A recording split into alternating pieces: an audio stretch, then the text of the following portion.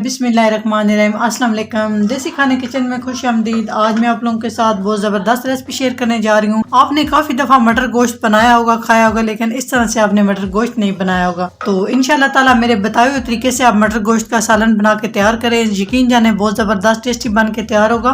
बिस्मिल्लाहिर्रहमानिर्रहीम। मटर और गोश्त बनाने के लिए सबसे पहले एक बड़े साइज़ का बर्तन लेंगे। इसमें हम हाफ कप कुकिंग ऑयल शामिल करेंगे। तो यकीन जाने अगर आपने इस तरह से मटर और गोश्त नहीं बनाया तो फिर आपने कुछ भी नहीं बनाया। तो इतने परफेक्ट तरीके से ये रेसिपी आप लोगों के साथ शेयर करूंगी जो बहुत मज़े की बनती है।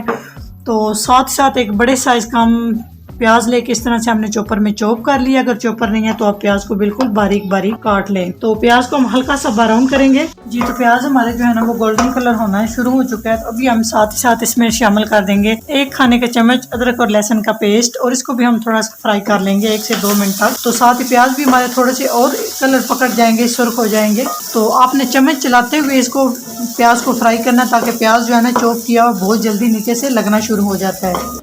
बहुत ही अच्छे से प्याज हमारा जो है फ्राई हो चुका है। अभी हम इसमें शामिल कर देंगे एक बड़े साइज़ का टमाटर। इस तरह से इसका पेस्ट बना लेना है। सारी चीज़ें चॉप करके और पेस्ट बना के शामिल कर रही हैं। अच्छे से मिक्स करेंगे। शामिल करेंगे हरी मिर्च, तकरीबन 2 से 3 अदद चॉप की हुई। अभी मसाले शामिल करेंगे 1 टीस्पून धनिया पाउडर, 1 टीस्पून जीरा पाउडर, टीस्पून नमक या अपने टेस्ट के हिसाब से, टीस्पून काली मिर्च का पाउडर, टीस्पून हल्दी पाउडर, 1 टीस्पून सुर्ख मिर्च का पाउडर। मसाले आप अपने टेस्ट के हिसाब से शामिल कर सकते हैं। तो यहाँ पे मसालों की हम 4 से 5 मिनट अच्छे से बुनाई करेंगे। साथ ही हम 1 से 2 खाने के चम्मच पानी डालेंगे ताकि हमारे मसाले जले नहीं। तो 4 से 5 मिनट बुनाई कर लेंगे जी। मसाला हमारा अच्छे से भुन चुका है, माशाल्लाह से बहुत ज़बरदस्त सी खुशबू आना शुरू हो चुकी है। तो एकदम परफेक्ट तरीके से। तो अभी हम इसमें 1 कप मटर शामिल कर देंगे। और सबसे पहले हम मटर को, क्योंकि मटर मैंने फ्रीज़ किए हुए थे, तो मटर को हम 3 से 4 मिनट तक अच्छे से कुक करेंगे। तो 3 से 4 मिनट तक हमने मटर को अच्छे से कुक कर लिया है, माशाल्लाह आप देख सकते हैं। तो अभी हम इसमें थोड़ा सा दही शामिल करेंगे। इससे एकदम परफेक्ट जो है ना टेस्ट बढ़ जाएगा। तकरीबन 2 से 3 खाने के चम्मच डाल के अच्छे से मिक्स कर लेंगे। इससे ग्रेवी भी जो है ना वो थोड़ी थिक हो जाएगी। तो अभी हम इसमें गोश्त शामिल कर देंगे। तो यहाँ पे आधा किलो मैंने गोश्त ले लिया है और इसको मैंने अच्छे से नमक और हल्दी डाल के बॉईल कर लिया है। तो मिक्स करेंगे। हड्डी के साथ लिया, आप बोनलेस भी ले सकते हैं। 2 से 3 मिनट तक यहाँ पे दोनों चीज़ों को हम पकाएंगे।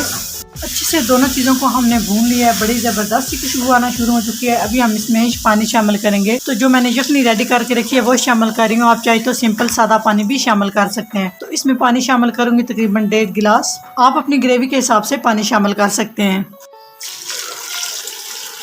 तो मिक्स करने के बाद इसको कवर कर देंगे मीडियम से लो फ्लेम पे और 20 मिनट के लिए छोड़ देंगे, ताकि अच्छे से हमारा ये मटर और गोश्त अच्छे से बन के तैयार हो। तो चेक कर लेते हैं कि किस तरह से हमारा मटर और गोश्त बन के तैयार हुआ है। तो माशाल्लाह एकदम परफेक्ट। तो यहाँ पे हम थोड़ा सा हरा धनिया छिड़क देंगे। तो जितनी आपने ग्रेवी रखनी हो उस हिसाब से आप जो है ना ग्रेवी रख सकते हो। तो साथ ही साथ हम इसमें थोड़ा सा जीरा।